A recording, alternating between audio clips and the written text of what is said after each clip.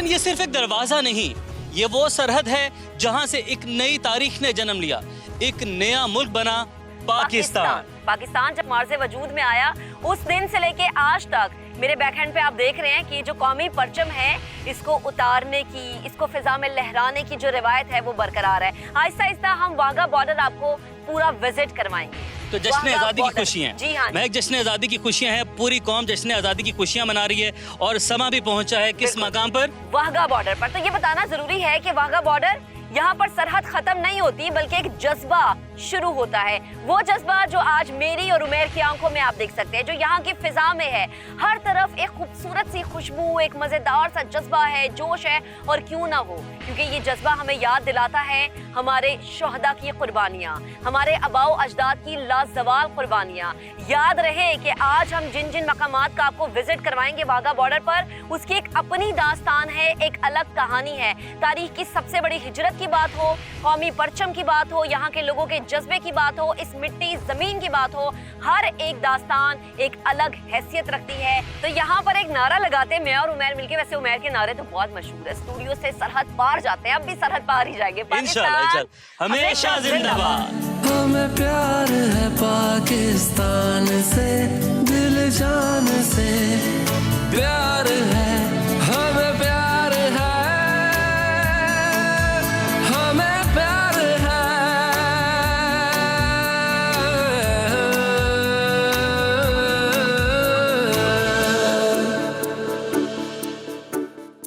सोहनी धरती अल्लाह रखे, कदम कदम आबाद तुझे, कदम कदम आबाद तुझे। आमीन आमीन। और इंशाअल्लाह ता क़यामत दुनिया के नक्शे पे पाकिस्तान इसी तरह से कायम और दायम रहेगा। नाज़रीन, सोहनी धरती को दिलाने में जिस शख्सियत का बहुत मेन किरदार, हमारे बानी, हमारे कायद आज़म मोहम्मद अली जिन्ना का मुजस्मा इस वक्त आप देख सकते हैं मेरे पीछे मौजूद है। आप यकीन करें, इनका जो अंदाज़ है मुझे याद आ गया जब मैंने बचपन में किताबों में पढ़ा उनके अहम खुतबात के बारे में।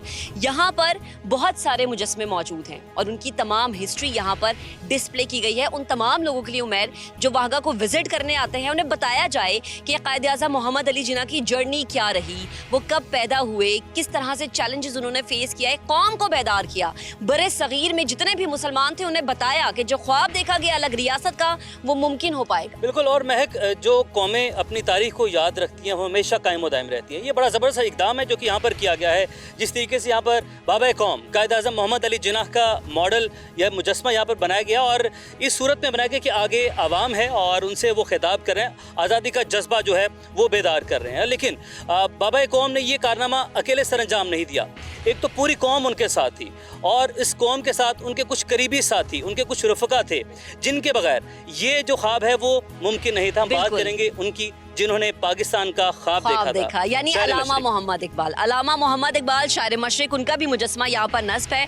और जो सबसे अच्छी बात मुझे उमैर ये लगी कि यहाँ पर तारीख में उनका किरदार क्या रहा, वो कब पैदा हुए, कब कब उन्होंने जो है वो अहम जो है वो फैसले लिए, वो सब कुछ यहाँ पर तहरीर है ताकि जो लोग नए यहाँ पर आ रहे हैं उनको पता चले कि अलामा मोहम्मद इकबाल उनकी शख्सियत क्या थी। वैसे तो हम सब उन्हें शायर मशरिक के तौर पर जानते हैं, लेकिन याद रखिए कि वो जो पहली ईंट थी, वो पहला ख्वाब जो था एक अलग रियासत का, वो किसी और ने नहीं, अलामा डॉक्टर मोहम्मद इकबाल। देखिए यहाँ पर मेंशन किया गया है कि शायर मशरिक से शुरू किया।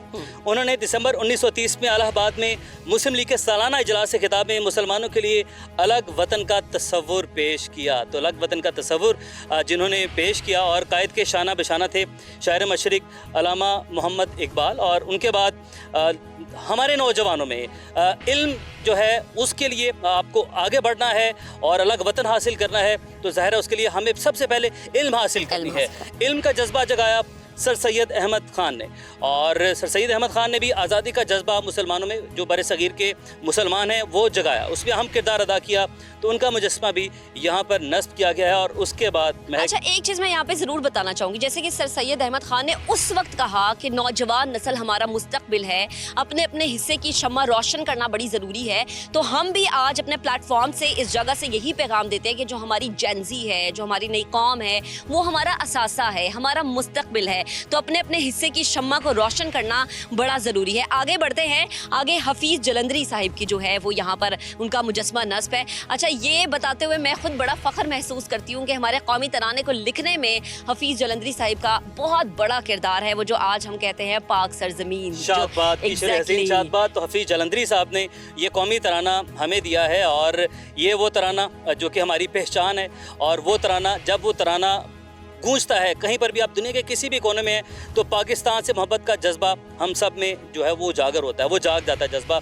तो यस, ये जो कौमी तराना है अबुल हसन हफीज़ जलंधरी साहब ने ये हमें ये तोहफ़ा दिया, और उनकी खिदमत को भी याद रखा गया, यहाँ पर उनका मुजस्मा भी बनाया। और उसके बाद चौधरी रहमत अली जी, ये वो शख्सियत है जिनको हम बिल्कुल फरामोश नहीं कर सकते, क्योंकि पाकिस्तान हासिल करने में जो जिद्दोजहद इन्होंने की वो भी सुनहरी हरूफ में लिखी गई और हमेशा ता क़यामत याद रखी जाएगी। एक एक शख्स का किरदार नाज़रीन बहुत अहम था, उनको बताना बहुत ज़रूरी इसलिए है। जब मैं बार बार ये कह रही हूँ कि मॉडल यहाँ नस्ब है, मुजस्मा यहाँ पर नस्ब है, तो ये बताना इसलिए ज़रूरी है कि तारीख यहाँ पर लिखी गई उनके मॉडल के साथ, ये जानें कि किस शख्सियत का क्या किरदार था। जैसे कि आप अगर इसको इसी तरह से मिसाल ले लें कि वाहगा को सैर कराने में उमैर और महक का क्या किरदार था, तो हर एक शख्सियत की, उमैर की और मेरी अपनी अपनी एफर्ट है, हमारी पूरी टीम की अपनी एफर्ट है, तो इनकी भी एक अलग ही एफर्ट थी जिसको याद रखना बहुत ज़्यादा ज़रूरी है। बिल्कुल ऐसे, ना सिर्फ ये महक, अभी हम आगे जाके तमाम डिटेल्स जिस तरीके से आज़ादी का वो जो मंजर था उसकी मंजर कशी यहाँ पर किस तरीके से की गई है,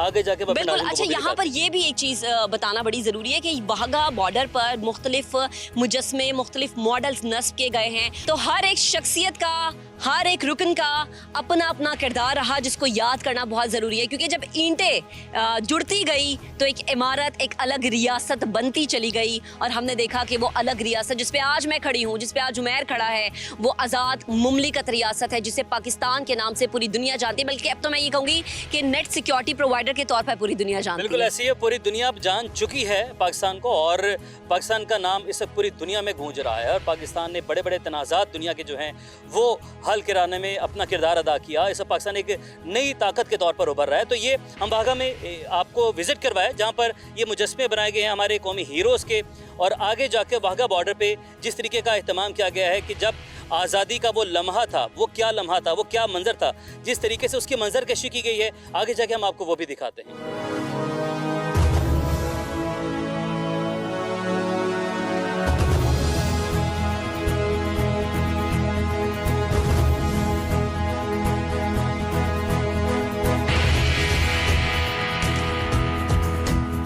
नाज़रीन, थीम पार्क में अब हम उस जगह पर मौजूद हैं जहां पर मुख्तलिफ मॉडल्स तो बनाए गए हैं, लेकिन अब जो हमारे पीछे आप देख सकते हैं ये मॉडल है वाहगा स्टेशन का। ये वो जगह है जहां पर आज़ादी के दिन वहां से जो ट्रेन्स आई, वो ट्रेन यहाँ पर आकर रुकी, पाकिस्तान में आकर रुकी, और वो क्या मंजर था उसकी मंजर कशी। बिल्कुल, लोग किस तरह से जो है वो इस ट्रेन में मौजूद थे, सवार थे, बेसरो समानी की हालत में थे, बच्चों को सीने से लगाया हुआ था, जो कुछ उनके हाथ में वहाँ से हिजरत करते हुए आया वो उन्होंने पकड़ लिया। याद रहे कि ये तारीख की सबसे बड़ी इंसानी हिजरत है, करोड़ों लोगों ने हिजरत की थी, और वाहगा पर जब वो पहुंचे थे तो क्या मनाजिर थे, उसके मुजस्मे यहाँ पर नस्ब हैं, ये हम आपको अब दिखाएंगे आगे चल के। तो जो ये हम बार बार उसमें सुनते हैं ना नगमों के, वतन की मिट्टी गवा रहना अजीम तर हम बना रहे हैं, तो ये इन्हीं की बदौलत है, शुरू इन्हीं लोगों ने किया था जो इस ट्रेन में सवार थे और सफ़र कर रहे थे एक ऐसी मंजिल की जानिब जहाँ सिर्फ उम्मीद एक थी कि आज़ाद वतन होगा, अलग वतन होगा, लेकिन चैलेंजेस बहुत सारे हो गए, और उन चैलेंजेस को उन लोगों ने फेस भी किया। तो जरा दिखाते हैं आपको कि क्या थे मनाज़िर।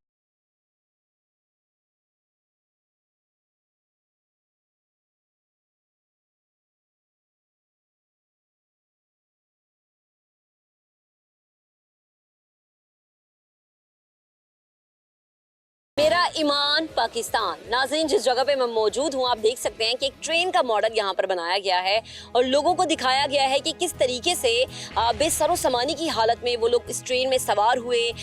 हम सबको याद है एक बहुत बड़ी हिजरत थी ये, लेकिन ये हिजरत करते हुए ये नहीं देखा गया कि हमने अपनी जायदादें छोड़ दी, अपने ज़मीन छोड़ दी, अपने घर छोड़ दिए, अपने प्यारों को भी वहाँ पर छोड़ दिया। सिर्फ एक ही उम्मीद थी नज़रों में, वो ये थी कि हम एक आज़ाद रियासत हासिल करने जा रहे हैं। बिल्कुल ऐसे ही महक, जैसे कि आपने भी से पहले जिक्र भी किया था कि तारीख की सबसे बड़ी हिजरत थी।